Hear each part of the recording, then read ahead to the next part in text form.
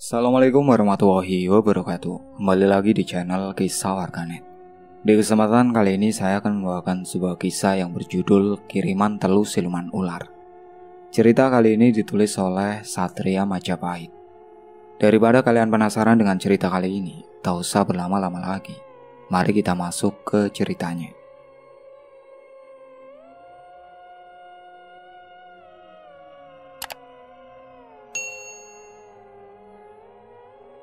Malam itu pada pukul 11 malam, tetanggaku mendatangi rumahku.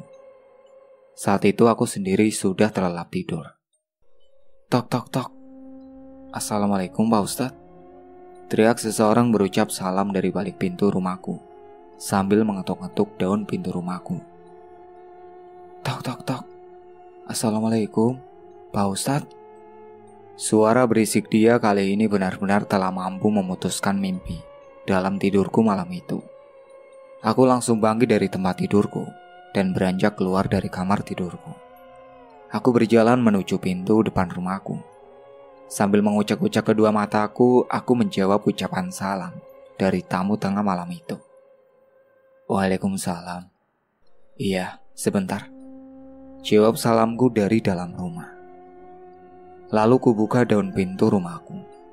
Kulihat ada seorang laki-laki tua yang sedang berdiri di depan pintu rumahku. Lelaki tua itu sangat aku kenal, karena dia adalah tetanggaku. Dia memiliki profesi sebagai tukang urut di kampungku. Jika ada orang keseleo atau terkilir di kampungku, beliaulah orang yang mengeksekusinya. Kemampuan beliau dalam bidang urut-mengurut urat tubuh tidak diragukan lagi oleh warga di kampungku. Bahkan selain kemampuan mengurutnya, beliau juga memiliki kemampuan mengobati orang yang kerasukan jin atau makhluk gaib. Beliau lebih akrab dipanggil dengan nama Mbak Selamat. Aku pun mempersilahkan beliau untuk masuk ke dalam rumah dan duduk di kursi ruang tamuku. Beliau pun langsung masuk dan duduk di salah satu kursi yang tersedia di ruang tamu. Mohon maaf Pak Ustadz, jika kedatangan saya malam ini sudah mengganggu istirahat Pak Ustadz, kata Mbak Selamat membuka percakapan malam itu. Oh, tidak apa-apa Mbak Selamat, jawabku sambil tersenyum. Sebenarnya usia beliau hanya terpaut 3 tahun lebih tua dari usiaku.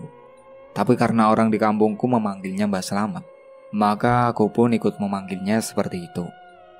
Sepertinya lebih akrab dengan sebutan itu. Saya mau minta tolong kepada Pak Ustadz. Saat ini saudara saya sedang kerasukan makhluk gaib. Jadi saya mohon sedialah kiranya Pak Ustadz membantu kami, pintanya kepadaku.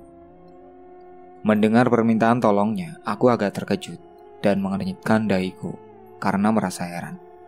Setauku beliau juga sering membantu orang kampung yang mengalami kerasukan jin atau makhluk gaib. Mohon maaf, bukankah Mbak Selamat juga biasa membantu orang yang sedang kerasukan jin? Tanyaku dengan sangat hati-hati, takut menyinggung perasaannya. Benar Pak Ustadz, tapi kali ini saya benar-benar kewalahan menghadapinya. Makanya, saya datang ke sini untuk mohon bantuan kepada Pak Ustadz, kata beliau menjelaskan. Oh, iya Mbak Selamat, insya Allah saya bersedia Mbak, kataku mengabulkan permintaan Mbak Selamat. Tapi mohon maaf Mbak Selamat, saya mohon izin sebentar untuk mengambil air wudhu terlebih dahulu, kataku meminta izin. Oh iya, silakan Mbak Ustadz, jawab Mbak Selamat.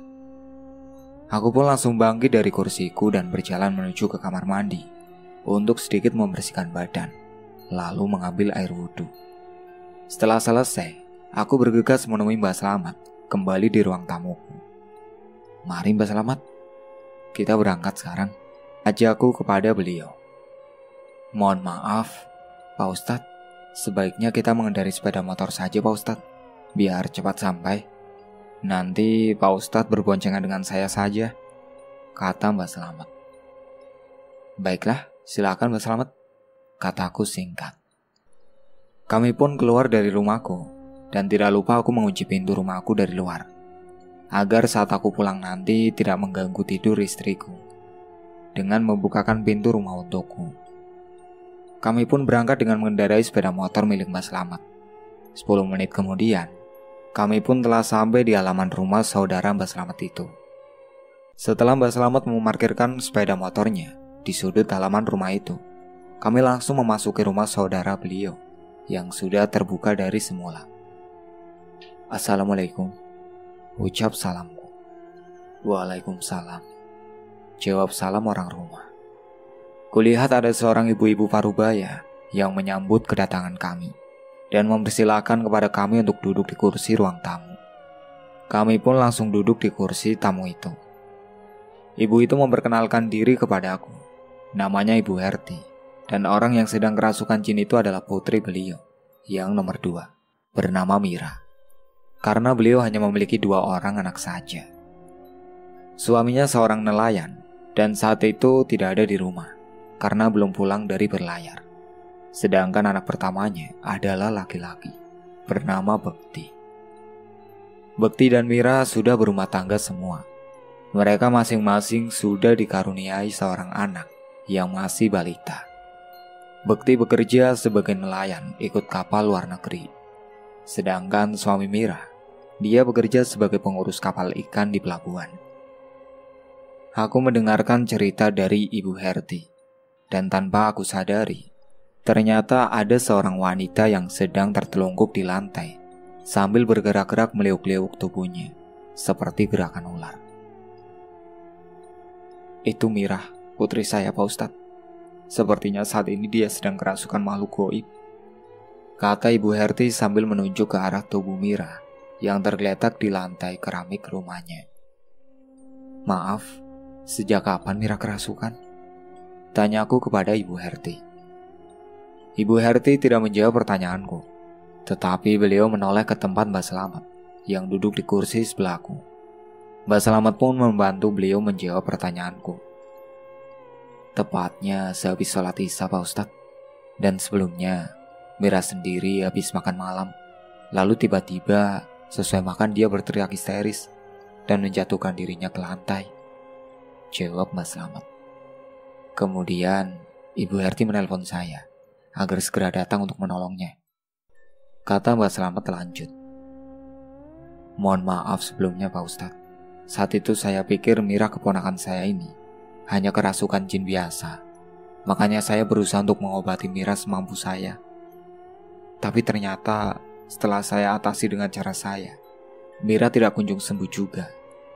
Bahkan dia sempat menyerang saya sambil menggerakkan tubuhnya di lantai seperti ular," jelas Mbak Slamet. "Dan pada saat saya merasa kewalahan menghadapi Mira itulah, lalu saya teringat dengan Pak Ustadz. Dan saya bilang kepada Ibu Herti kakak saya ini untuk minta bantuan kepada Pak Ustadz. Karena Ibu Herti sudah setuju dan berkenan untuk memanggil Pak Ustadz, maka saya pun pergi ke rumah Pak Ustadz," kata Mbak Slamet melanjutkan penjelasannya kepada aku. "Maka kami mohon bantuan kepada Pak Ustadz untuk mengobati Mira, anak saya," kata Ibu Herti memohon kepada aku. "Insya Allah Bu Herti dan Mbak Slamet, saya akan berusaha untuk membantu mengatasi keadaan Mbak Mira. Semoga Allah SWT akan memudahkan segala urusan kita," kataku. "Amin," kata Mbak Slamet, dan Ibu Herti mengamini doaku secara serempak. Lalu aku beranjak melangkah mendekati tubuh Mira yang sedang tengkurap seperti orang tiduran di lantai. Aku mendengar suara dia mengerang sambil berbicara sesuatu yang tidak aku mengerti. Langkah pertamaku sambil duduk berjongkok, aku mengumandangkan suara adzan di hadapan mukanya, karena posisi tubuhnya saat itu berbaring di lantai. Dan belum selesai aku mengumandangkan suara adzan, Mira berteriak nyaring dengan kerasnya. Melihat keadaan Mira beraksi, aku pun melanjutkan kumandang adzanku. Dia bergerak meliuk-liuk di lantai keramik rumahnya, seperti ular yang sedang berjalan. Kudengar Mira pun berdesis persis seperti desisan seekor ular yang sedang mengincar mangsanya. Dan tiba-tiba, tubuh Mira tergeletak diam untuk sesaat. Maka aku pun mulai melantunkan ayat-ayat suci Al-Quran dengan suara yang merdu. Seketika kulihat tubuh Mira bergerak-gerak dan mulai berguling-guling ke kanan dan ke kiri, sambil menjerit-jerit histeris. Dan tiba-tiba, tubuhnya tergeletak lagi, lalu diam tidak bergerak. Aku pun menghentikan bacaan ayat-ayat suci Al-Qur'anku. Lalu aku melangkah mendekati tubuh Mira yang masih berbaring di bawah lantai itu. Tidak lama berselang ada seorang laki-laki muda yang datang dan memasuki rumah Ibu Herti. Sepertinya dia adalah tetangga Ibu Herti. "Mohon maaf Pak Ustadz, apakah saya boleh membantu?" Tanyanya kepadaku sambil mengambil posisi duduk berseberangan dari tempatku bersila. Sehingga tubuh Mira saat ini berbaring di lantai di antara aku dan pemuda itu. "Oh, silakan Mas," jawabku mempersilahkan kepadanya. "Tapi mohon maaf Mas, izinkan saya menyelesaikan pekerjaan saya dulu. Dan jika saya gagal, silakan selanjutnya Anda yang mengobatinya," kataku memohon kepada pemuda itu. "Baiklah Pak Ustadz, mohon maaf, silakan dilanjut," katanya. Aku pun langsung membaca sebuah doa sebagai wasilah agar aku bisa berinteraksi dengan makhluk gaib yang ada di dalam tubuh Mira. Lalu ku awali interaksiku dengan mengucapkan salam kepadanya.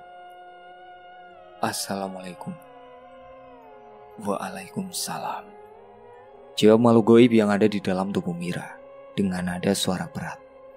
Kulihat kedua mata Mira mulai terbuka dan menatapku dengan tajam. Ketika kedua mata Mira itu menatap ke arah mataku, aku pun langsung menggunakan ilmu gelombang cahaya elektromagnetik. Ilmu ini untuk mengendalikan makhluk gaib, sehingga dia akan mengikuti keinginan kita. "Siapakah engkau yang sesungguhnya? Dan dari mana asalnya?" tanyaku sambil memperkuat tatapanku ke dalam kedua matanya. Kulihat dia terdiam untuk beberapa saat. Lalu dia memejamkan kedua matanya. Aku pun mulai bertanya sekali lagi. "Sesungguhnya engkau siapa? Dan dari mana asalmu?" tanyaku lagi. Tubuh Mira tiba-tiba bergerak-gerak dan meliuk-liuk seperti ular berjalan melata di atas lantai keramik. Kemudian dia bergerak terseok-seok melata menuju ke pintu belakang rumahnya yang berada di samping. Aku dan Mbak Slamet serta Ibu Herti pun mengikutinya dari belakang Mira. Sesampainya di pintu samping rumah ibunya itu, lalu dia menunjuk ke arah sebuah gang. Gang itu merupakan pemisah antara rumah Mira dengan rumah ibunya. Bahkan pintu samping rumah ibunya itu saling berhadapan dengan pintu samping rumah Mira. Saat itu aku belum mengerti apa yang dimaksud oleh makhluk gaib yang saat itu berada di dalam tubuh Mira.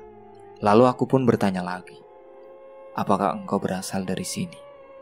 tanyaku sambil menunjuk tempat di gang antara pintu samping rumah ibunya dengan pintu samping rumah Mira. "Benar, aku dikirim dan datang ke rumah ini, tepat di sini, di antara dua pintu samping rumah mereka," jawabnya dengan suara serak menyerupai suara seorang pria. "Mengapa engkau merasuk ke dalam tubuh Mira?" tanyaku menyelidik. "Saat itu orang yang pertama kali menginjakku adalah Mira. Saat dia berjalan keluar dari pintu samping rumahnya, menuju ke pintu samping rumah ibunya," jawabnya lagi dengan dialek logat orang Jawa Timuran. Aku pun memohon kepada Ibu Herti untuk mengambilkan segelas air putih. Selang beberapa saat kemudian, beliau pun telah kembali untuk membawakan segelas air putih yang aku inginkan. Aku membaca doa Hizib Sakron, lalu kutiapkan ke dalam air yang ada di gelas itu. Setelah selesai, aku pun menyiramkannya ke tempat yang ditunjuk oleh makhluk gaib itu sebagai tempat landasan atas kedatangannya. Rumah Mira berdampingan dengan rumah ibunya dan dipisahkan oleh sebuah gang selebar 1 meter, dan rumah mereka berdua sama-sama menghadap ke barat. Setelah menyiram tempat itu dengan air putih tadi, aku bertanya lagi kepada makhluk gaib yang ada di dalam tubuh Mira. "Lalu kamu ini berasal dari mana?" tanyaku lagi memancingnya. Dia tidak menjawab dan langsung membelokkan tubuhnya sambil meliuk-liuk melata seperti jalannya ular menuju ke ruang tamu kembali. Kami pun mengikutinya dari belakang. Dan tiba-tiba dia tertawa terbahak-bahak lalu memandang ke arahku sambil menyeringai. Baiklah, siapapun kamu, tolong sekarang keluarkan dari tubuh Mira ini, kataku memerintahnya. Dia tertawa lagi, bahkan kali ini tatapannya semakin tajam kepada aku. Lalu dia berkata, aku tidak akan keluar dari tubuh Mira sebelum dia mengalami sakit, kemudian akhirnya mati, jawabnya sambil tertawa. Oh, kalau begitu, maafkan saya jika saya akan memaksamu keluar dengan caraku, kataku memberi peringatan kepadanya. Aku langsung mengatupkan kedua telapak tanganku. Aku mendasari kedua telapak tanganku itu dengan ilmu pukulan cahaya pelebur sukma tingkat pertama. Dan beberapa saat kemudian, aku pun menempelkan kedua telapak tanganku di atas ubun-ubun kepala Mira. Spontan makhluk gaib yang ada di dalam tubuh Mira pun menjerit kesakitan. Sepertinya dia bisa merasakan hawa panas yang keluar dari kedua telapak tanganku. Panas, panas, ampun, ampun. Baiklah, saya akan keluar. Tapi tolong bantu saya untuk kembali ke asalku, katanya sambil memegangi kepalanya. Mengapa kamu tidak kembali ke asalmu sendiri? Tanyaku. Saya tidak bisa melakukannya sendiri, karena orang yang memberi perintah kepada saya telah mengancam saya. Jika saya gagal membunuh Mira, maka sayalah yang dihabisi oleh dia. Apalagi tadi Ustadz juga sudah mengunci tempat kedatanganku itu dengan air doa. Sedangkan tempat itu merupakan jalan pulang juga bagi saya, jawabnya. Oh, benar begitu? Tanyaku setengah berbisik. Betul Ustadz, jawabnya. Sejak pertama kali melihat tubuh Mira terbaring di lantai dan berjalan dengan menggerak-gerakan tubuhnya menyerupai ular, aku sudah memprediksi siapa jati diri dan makhluk gaib yang sedang berada di dalam tubuh Mira saat ini. Dia adalah makhluk gaib dari golongan siluman ular, dan biasanya siluman ular ini dimanfaatkan oleh sebagian para dukun berilmu hitam menjadi sebuah teluh. Maka teluh ini dikenal dengan teluh siluman ular. Dengan teluh siluman ular ini, orang yang dikirim akan mengalami sakit. Dengan secara perlahan-lahan orang itu akan menemui ajalnya dengan sangat mengenaskan. Setelah makhluk gaib yang ada di dalam tubuh Mira itu menjawab pertanyaanku, tiba-tiba dia tergeletak tidak berdaya, dan kedua matanya pun tertutup kembali. Melihat keadaannya, aku bermaksud untuk mulai bermeditasi. Namun kulihat di seberangku, seorang pemuda yang tadi menawarkan bantuan kepadaku. Dia pun telah bermeditasi juga. Aku pun langsung bermeditasi, dan setelah berhasil masuk ke dalam dimensi alam meditasiku, lalu aku menggunakan ilmu cahaya sukma penembus ruang dan waktu. Saat kemudian aku pun sudah melihat makhluk gaib itu dalam bentuk ular sebesar paha orang dewasa. Aku mencoba untuk mencari tahu asal-usul dari makhluk gaib siluman ular itu. Maka aku pun berusaha melihatnya secara flashback. Dan akhirnya, aku berhasil mendapatkan gambaran. Ternyata dia berasal dari sebuah hutan di daerah Bojonegoro, Jawa Timur. Setelah mengetahui asal-usul dari siluman ular itu, maka dengan caraku aku berusaha untuk mengembalikannya ke tempat asalnya. Namun tiba-tiba, aku merasakan ada sebuah kekuatan yang membelokkan siluman ular itu ke arah Laut Jawa. Tapi kulihat, siluman ular itu pun berontak dan menolak, bahkan melawan kekuatan itu. Dia tidak mau mengikuti kekuatan itu. Maka terjadilah kontradiksi antara kekuatan makhluk gaib siluman ular dengan kekuatan itu. Melihat kejadian itu, jika aku paksakan juga, maka siluman ular itu akan merasa kesakitan dan tersiksa. Maka aku pun mengentakkan kedua telapak tanganku ke lantai keramik. Dan tiba-tiba, pemuda yang sedang duduk bermeditasi itu terdorong ke belakang. Spontan aku mengakhiri meditasiku dan membuka kedua mataku. Kulihat sepertinya pemuda itu merasa bersalah atas kejadian ini. Mohon maaf Pak Ustadz, katanya meminta maaf kepadaku.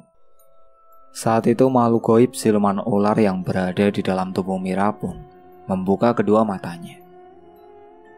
Maaf Ustadz, saya mohon Anda tetap meneruskan untuk mengembalikan saya ke tempat asal saya, pintanya kepadaku. Dan saya minta kepada kamu, tolong jangan ikut campur pekerjaan Ustadz, kata makhluk gaib siluman ular itu kepada pemuda tadi. Ustadz sudah akan mengembalikan saya sesuai dengan tempat asal saya. Sementara pemuda itu memaksa dan menarik saya untuk dibawa ke laut.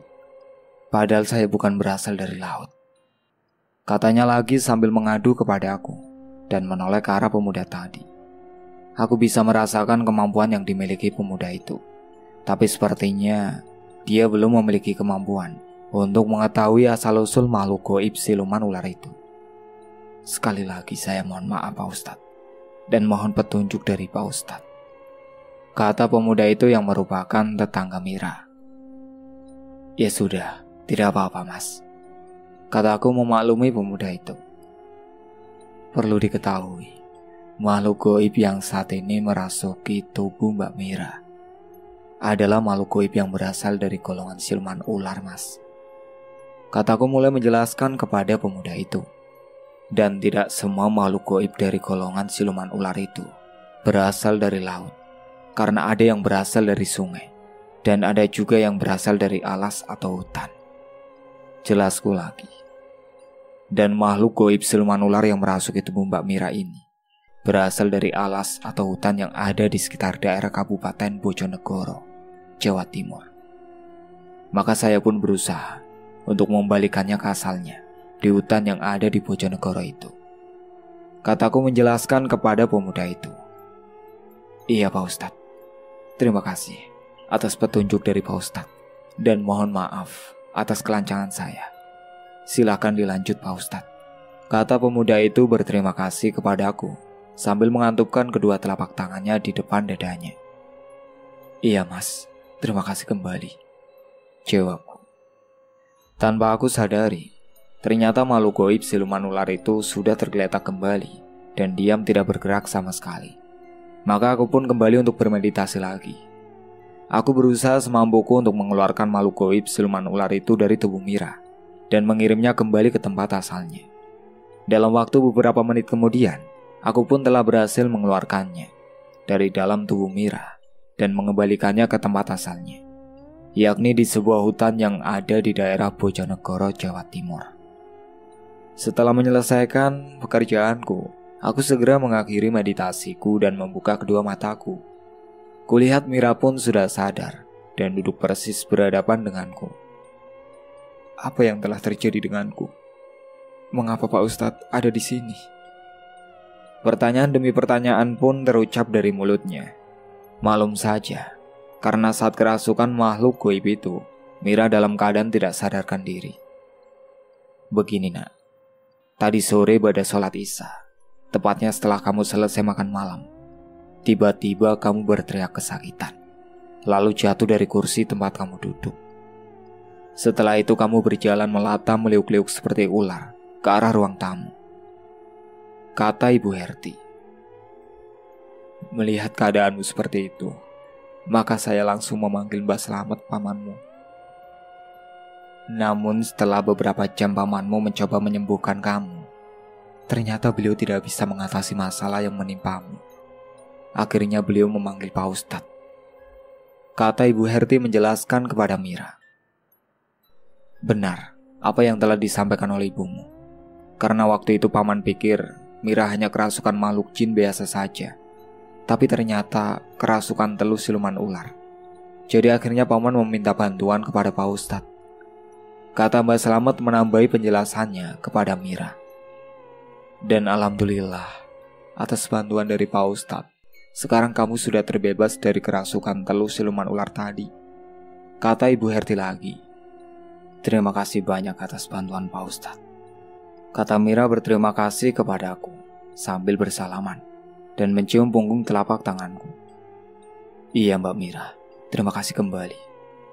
Keberhasilan saya ini semata-mata atas pertolongan dari Allah SWT, serta doa dari mereka semua yang ada di tempat ini, jawabku dengan rendah hati. Tiba-tiba pemuda yang tadi ikut membantuku dalam mengobati Mira mendekatiku. Saya mohon pamit dulu Pak Ustadz, dan sekali lagi saya mohon maaf atas kehilafan dan kelancangan saya, kata pemuda itu sambil bersalaman denganku dan mencium punggung telapak tanganku. Iya Mas, tidak apa-apa, saya juga mohon maaf jika ada ucapan, sikap, maupun tindakan saya yang tidak berkenan di hati kamu, kataku kepada pemuda itu. Malum saja, karena tindakanku, pemuda itu sempat sedikit terpental saat membantuku dalam mengeluarkan dan mengembalikan makhluk gaib telur siluman ular itu ke tempat asalnya. Pemuda itu pun mengangguk lalu mengucapkan salam sebelum akhirnya meninggalkan rumah ibunya Mira. Assalamualaikum, ucap salam pemuda itu. Waalaikumsalam, jawab salam kami serempak. Setelah kepergian pemuda itu, Mira pun bertanya kepadaku tentang kejadian yang sesungguhnya yang telah dialami oleh dirinya. Mohon maaf Pak Ustadz, kalau saya boleh tahu, sebenarnya apa yang terjadi dan menimpa saya Pak Ustadz? Tanya Mira. Untuk sesaat saya terdiam, lalu menghela nafas panjang. Saya coba untuk mengingat-ingat flashback yang telah aku lakukan pada saat mencoba untuk mengeluarkan dan mengembalikan makhluk gaib yang merupakan kiriman telur siluman ular itu. Sebelum saya menjawab pertanyaan dari Mbak Mira, perkenankanlah saya untuk bertanya kepada kalian, Mbak Mira dan Ibu Herti. Kataku menjelaskan. Oh, silakan Pak Ustadz, kata Ibu Herti. Apakah Mbak Mira atau Ibu memiliki teman atau saudara yang tinggal di Kabupaten Bojonegoro? Tanyaku. Mira dan Ibu Herti langsung mengenitkan dahi mereka. Lalu mereka pun menjawab pertanyaanku. Ada Pak Ustadz, dia menantu saya, yakni istri dari putra pertama saya, Bekti itu. Dia berasal dari Kabupaten Bojonegoro Pak Ustadz, kata Ibu Herti, ibu dari Mira. Iya benar Pak Ustadz, kakak ipar saya itu berasal dari Kabupaten Bojonegoro, Jawa Timur, kata Mira menguatkan jawaban ibunya. Mohon maaf Pak Ustadz, lalu apa hubungannya peristiwa kerasukan yang menimpa Mira ini dengan Kabupaten Bojonegoro Pak Ustadz? Tanya Mbak Selamat penasaran. Mohon maaf sebelumnya, karena kerasukan makhluk gaib yang dialami oleh Mbak Mira ini, sebenarnya dia itu terkena kiriman telur siluman ular, jawabku. Dan telur siluman ular itu berasal dari hutan Bubulan, yakni hutan yang banyak ditumbuhi pohon jati yang ada di Kabupaten Bojonegoro. Jelasku lagi kepada mereka. Hah? Bekik Mira, ibunya dan Mbak Selamat terkejut. Astagfirullah, gumam Mbak Selamat beristighfar. Jika saya boleh tahu, sebenarnya apa yang sudah terjadi di antara Mbak Mira dengan kakak iparnya itu, sehingga dia kok setega itu mengirim telur siluman ular kepada adik iparnya? Tanyaku kepada mereka. Sebenarnya, saya merasa malu dengan Pak Ustadz atas kejadian ini. Apalagi mereka masih sesama saudara, tapi tega melakukan hal yang sehina dan sekejam ini, kata Ibu Herti. Mohon maaf jika Ibu tidak berkenan menceritakannya kepada saya. Tidak apa-apa Bu, kataku kepada Ibu Herti. Ceritakan saja Mbak Yu, biar Pak Ustadz dapat membantu untuk menyelesaikan masalah kalian, kata Mbak Selamat kepada Ibu Herti yang merupakan saudara tuanya itu. Baiklah Pak Ustadz, saya akan menceritakan masalah sebenarnya yang kami alami beberapa minggu yang telah lalu Pak Ustadz, kata Ibu Herti. Bekti, anak satu itu menikah dengan seorang gadis yang berasal dari Kabupaten Bojonegoro. Kebetulan istrinya itu adalah adik dari teman Bekti. Dia dan temannya itu bekerja satu perusahaan pada sebuah PT yang memperkerjakan mereka sebagai ABK nelayan di kapal luar negeri. Istri Bekti itu bernama Supatmi Pak Ustadz. Dan dari pernikahan itu, kini mereka telah dikaruniai seorang anak perempuan. Dan sekarang sudah berusia 2 tahun. Sepulang bekerja dari luar negeri selama 2 tahun, lalu Bekti membangun rumah di desa istrinya, yakni di Kabupaten Bojonegoro. Karena kebetulan, Supatmi istrinya itu telah mendapat bagian warisan dari orang tuanya, yakni sebidang tanah di sebelah rumah orang tuanya. Singkat cerita, rumah itu pun telah mencapai 80% dari keseluruhan bangunan. Dan saat itu mereka mengalami kekurangan biaya untuk menyelesaikannya. Lalu Bekti dan Supatmi datang kepada saya, meminta bantuan dana untuk menyelesaikan bangunan rumahnya itu. Saat itu saya dan suami saya, bapak dari Bekti serta Mira, akhirnya memberikan bantuan dana sesuai dengan kemampuan kami. Mereka pun kembali ke Bojonegoro untuk melanjutkan pembangunan rumah mereka yang sempat terhenti. Seminggu kemudian, mereka datang lagi untuk meminta bantuan dana lagi kepada kami. Sementara saat itu, kami sedang membantu Mira yang juga sedang membangun rumah di tanah kosong yang ada di samping rumah kami ini. Tanah itu dibeli oleh suami Mira dari tetangga kami.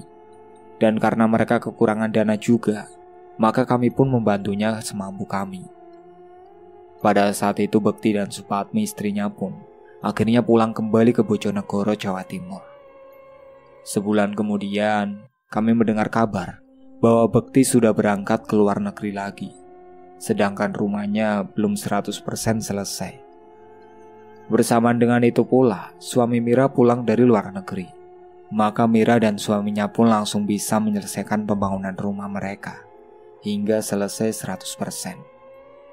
Mendengar suami Mira pulang dari luar negeri, Supatmi istri Bekti pun datang ke tempat kami di kota Tegal. Dan dia langsung meminjam sejumlah uang kepada Mira dengan alasan untuk menyelesaikan pembangunan rumahnya yang sempat berhenti di Bojonegoro. Saat itu Mira atas izin suaminya, dia pun memberikan pinjaman sejumlah uang yang dibutuhkan untuk menyelesaikan biaya pembangunan rumahnya. Saat itu Supatmi telah berjanji kepada Mira dan suaminya bahwa dia akan mengembalikan uang mereka 3 bulan kemudian, terhitung sejak hari itu. Kata Bu Erti bercerita panjang lebar kepadaku. Dan setelah 3 bulan lebih berlalu sejak Mbak Supatmi itu pinjam uang pada kami, dia belum juga mengembalikan uangnya kepada kami. Ibu Mira bercerita. Saya pun menanyakan tentang janjinya waktu itu via telepon kepada Mbak Supatmi, dan dia mengatakan bahwa Mas Bekti belum mengirim uang kepadanya dari luar negeri. Jadi saat itu dia belum bisa mengembalikan uang kami. Lanjut Mira. Sebagai saudara, kami pun sangat memaklumi keadaannya. Dan sejak saat itu kami pun tidak menanyakan hal pinjaman Mbak Supatmi lagi, bahkan hingga selama 1 tahun. Kata Mira lagi. Dan tahun ini suami saya mau pindah PT dari yang sebelumnya. Dia ingin pindah kerja ke kapal luar negeri berbendera New Zealand. Makanya kami membutuhkan dana sebagai uang cash sebelum memenuhi panggilan interview dari pihak perwakilan perusahaan yang ada di Indonesia. Sambung Mira bercerita lagi. Saat itulah kami menghubungi via telepon dengan Mbak Supatmi di Bojonegoro dan meminta uang kami yang telah dipinjamnya. Dan dengan nada marah-marah, Mbak Supatmi mengomel-ngomel bahwa dia pasti akan mengembalikan uang kami dan langsung menutup teleponnya. Saya pun tidak memaksanya Pak Ustadz, tapi hanya meminta hak saya. Jika memang belum ada pun, kami tidak memaksanya. Jelas Mira lanjut. Ibu Esti pun akhirnya menjelaskan kepadaku bahwa sebenarnya Supatmi itu hanya merasa iri ketika Ibu Herti membantu dana kepada Mira pada saat membangun rumahnya itu. Supatmi merasa mertuanya itu lebih sayang kepada Mira daripada Bekti sebagai putranya. Padahal Ibu Herti tidak merasa berat sebelah dalam membantu anak-anaknya. Mendengar cerita dari Ibu Herti dan Mira, aku pun menghela nafas sejenak sambil beristighfar. Astagfirullah. Setelah mendengarkan cerita dari Ibu Herti maupun Mira dengan cermat, aku pun sangat memahaminya. Maka sudah jelas siapa yang telah mengirim telus siluman ular itu kepada Mira.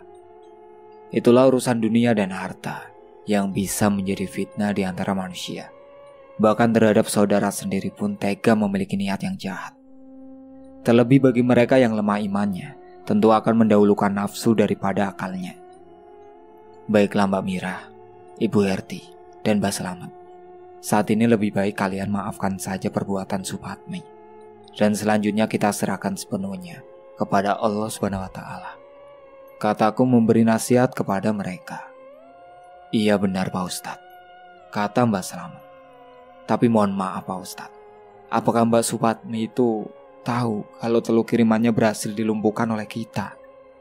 Tanya Mira merasa khawatir. Tentu saja dukun yang mengirim telur itu tahu Mbak Mira. Dan dia pun pasti telah menyampaikan kegagalannya itu kepada Mbak Supatmi. Jawabku atas pertanyaan Mira. Terus bagaimana kalau besok atau lusa mereka mengirimi telur ke saya lagi Pak Ustadz? Tanya Mira. Mendengar pertanyaan dari Mira, untuk sesaat aku terdiam dan berpikir. Nanti saya akan membantu untuk membentengi rumah kalian dengan pagar goib, agar kalian tidak bisa terkena kiriman telur maupun santet apapun. Jelasku kepada mereka. Untuk membuat pagar goib itu, apa saja yang harus kami siapkan Pak Ustadz? Tanya Mira kepadaku. Lalu aku menjelaskan kepada mereka tentang beberapa bahan yang harus mereka siapkan untuk membuat sarana pagar goib. Dan mereka pun langsung mengerti apa yang aku jelaskan. Siap Pak Ustadz, kami akan mengusahakan sesegera mungkin, karena kita tidak pernah tahu apa yang akan dilakukan oleh mereka kepada kami, kata Mira. Sebenarnya, saya berharap agar Supatmi menyudahi semua niat jahatnya, agar kita bisa lebih tenang, kata Mbak Slamet. Kira-kira Mbak Mira bisa menyiapkan bahan-bahan yang saya butuhkan kapan Mbak? Tanyaku kepada Mira. Kebetulan besok suami saya pulang dari Jakarta, karena kemarin baru mengurus perpanjangan surat-surat kapal milik juragannya di Dinas Perikanan dan Kelautan Pusat Pak Ustadz. Jawab Mira. Oh begitu. Baiklah, saya mohon pamit dulu untuk kembali pulang ke rumah, karena saat ini sudah pukul 1:30 dini hari. Kataku mohon undur diri kepada mereka. Oh iya Mbak Mira, kalau besok sudah mendapatkan bahan-bahan itu, tolong segera kabari saya ya, pintaku kepada Mira. Iya Pak Ustadz, nanti kami akan segera memberi kabar kepada Pak Ustadz, kata Mira lagi. Setelah bersalaman kepada Mbak Slamet, aku pun berpamitan kepada Mbak Mira dan Ibu Herti, dan langsung berjalan keluar dari rumah mereka. Mbak Slamet pun menyusul mengikuti langkahku keluar dari rumah. Terima kasih Pak Ustadz atas bantuannya, kata Mira berterima kasih kepadaku. Iya Mbak Mira, terima kasih kembali. Mohon maaf Pak Ustadz, saya antar Pak Ustadz untuk pulang kembali ke rumah Pak Ustadz, kata Mbak Slamet sambil tersenyum. Oh iya, bukannya saya diboncengkan oleh Mbak Slamet ya? Tanyaku. Benar Pak Ustadz, mohon maaf saya hampir lupa, kata Mbak Slamet. Lalu Mbak Slamet berjalan menuju sepeda motornya yang sedang terparkir di sudut rumah Ibu Herti. Aku pun mengikuti beliau setelah berucap salam kepada tuan rumah, yakni Ibu Herti dan Mira.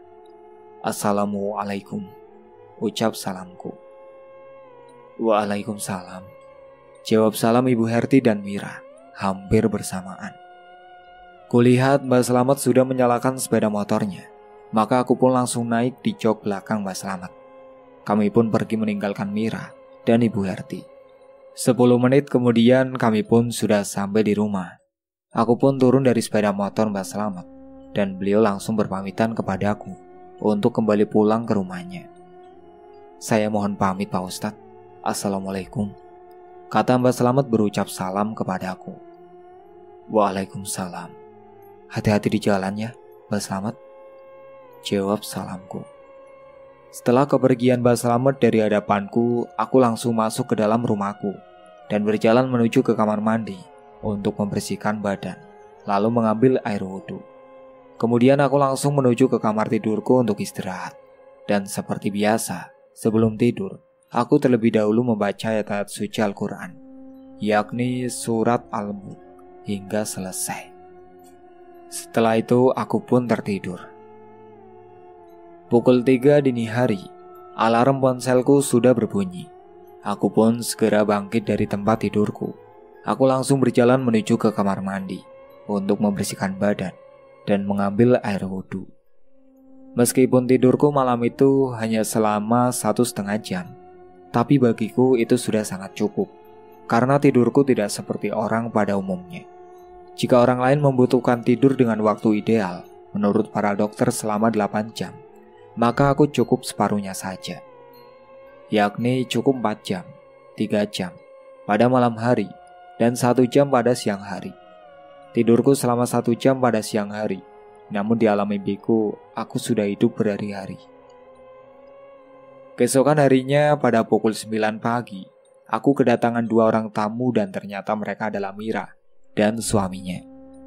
Assalamualaikum, ucap salam mereka ketika berada di depan pintu rumahku. Saat itu aku baru selesai mengerjakan sholat duha dan langsung membukakan pintu untuk mereka. Waalaikumsalam, jawab salamku kepada mereka. Oh, Mbak Mira, silahkan masuk, kataku mempersilahkan masuk kepada Mira dan suaminya. Sesampainya di dalam ruang tamu, aku pun mempersilahkan duduk kepada mereka berdua di kursi yang tersedia di ruang tamuku. Setelah mereka duduk di kursi, Mira mulai berkata kepada aku, "Perkenalkan, ini suami saya Pak Ustadz, namanya Indra. Dia baru pulang dari Jakarta tadi pada subuh," kata Mira membuka percakapan sambil mengenalkan suaminya kepadaku. Oh iya Mbak, kataku singkat sambil bersalaman dengan suami Mira. Begini Pak Ustadz, semua bahan-bahan yang akan digunakan untuk membuat sarana pagar goib sudah saya dapatkan dan sudah siap, kata Mira.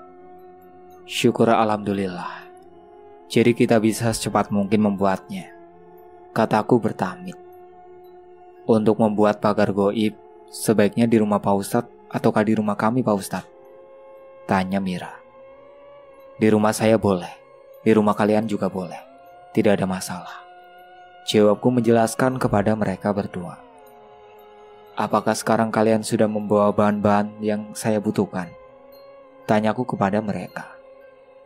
Masih di rumah kami Pak Ustadz, karena tadi saya sendiri masih ragu mau dikerjakan di rumah kami atau di rumah Pak Ustadz, jawab Indra sambil menoleh ke istrinya yang duduk di sampingnya. Oh, ya sudah, karena bahan-bahannya juga masih di rumah kalian, sebaiknya saya membuat pagar goibnya di rumah kalian saja, kataku. Kira-kira mau dikerjakan jam berapa Pak Ustadz? Tanya Indra. Sekarang aja Mas, silakan, kalian kembali berangkat ke rumah dulu. Nanti saya menyusul di belakangnya, jawabku. Kalau begitu sekarang kami mohon pamit dulu Pak Ustadz, kata Mira memohon diri. Iya Mbak Mira dan Mas Indra, silakan, kataku. Mereka pun bangkit dari tempat duduknya dan berjalan keluar dari ruang tamuku. Assalamualaikum, ucap salam mereka. Waalaikumsalam, jawab salamku.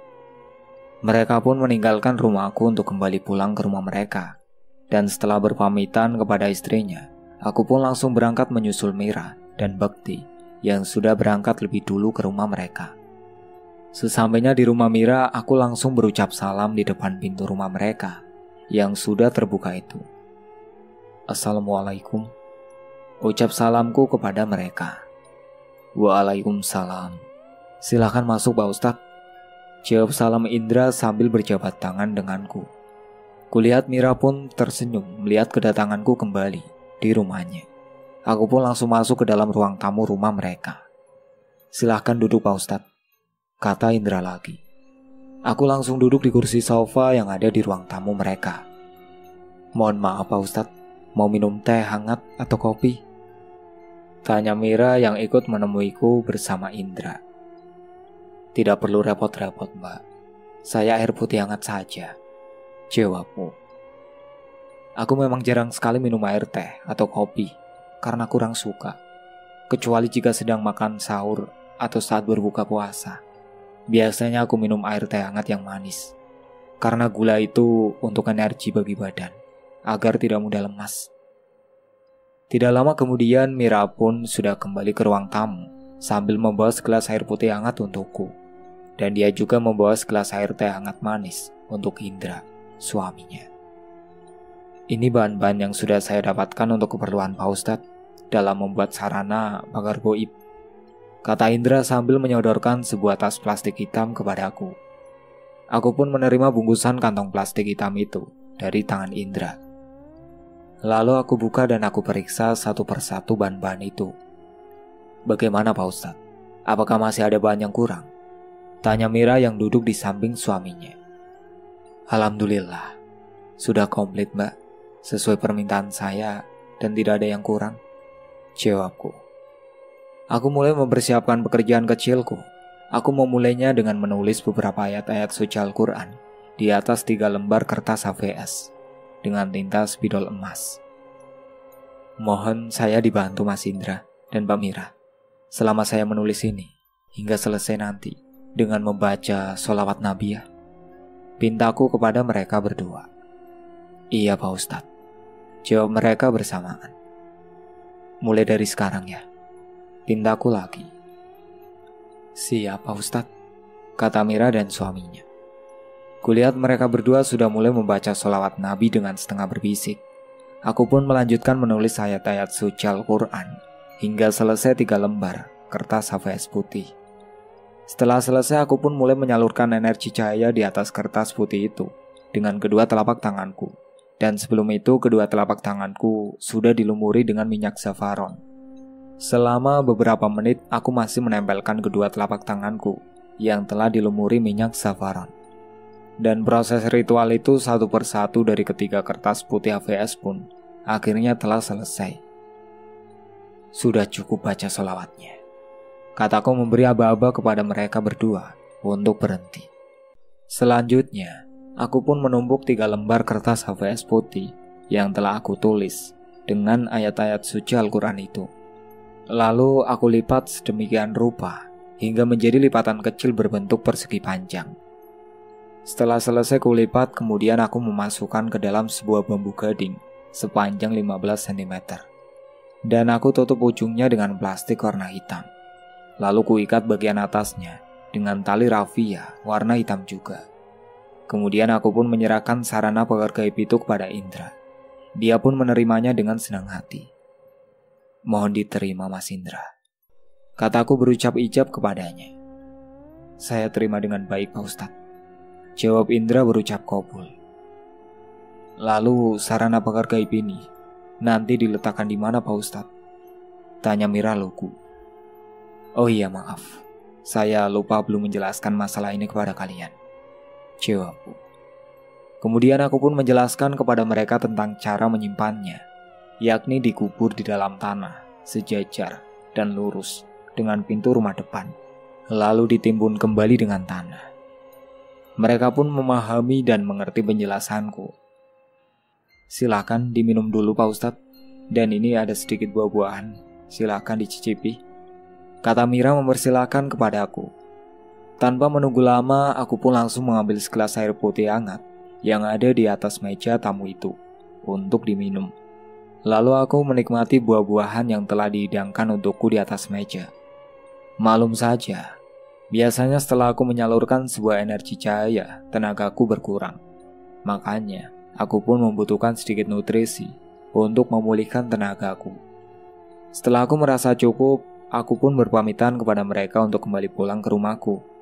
Dan Mira pun membawakan beberapa buah-buahan juga kepadaku untuk istri dan anakku di rumah. Terima kasih banyak Ustadz, kata Indra. Iya mas, terima kasih kembali, kataku. Terima kasih Pak Ustadz. Mira tidak mau ketinggalan dengan suaminya. Terima kasih kembali mbak, jawabku. Aku pun bangkit dari tempat dudukku dan berjalan keluar dari rumah mereka. Indra mengajak berjabat tangan denganku sambil mencium tanganku dengan penuh rasa hormat. Oh iya, mohon maaf Pak Ustadz. Kalau boleh saya minta nomor WA-nya Pak Ustadz. Barangkali sewaktu-waktu kami ada masalah lagi. Jadi kami tinggal langsung menghubungi Pak Ustadz, pinta Mira kepadaku. Iya benar Pak Ustadz. Apalagi kalau ternyata nanti ada kiriman telur lagi, kata Indra mendukung istrinya. Baiklah, silakan dicatat mas, jawabku. Kemudian aku memberikan nomor WA aku kepada mereka. Dan Mira pun segera menyimpannya di handphonenya. Kalau ada apa-apa, silakan langsung telepon saya saja.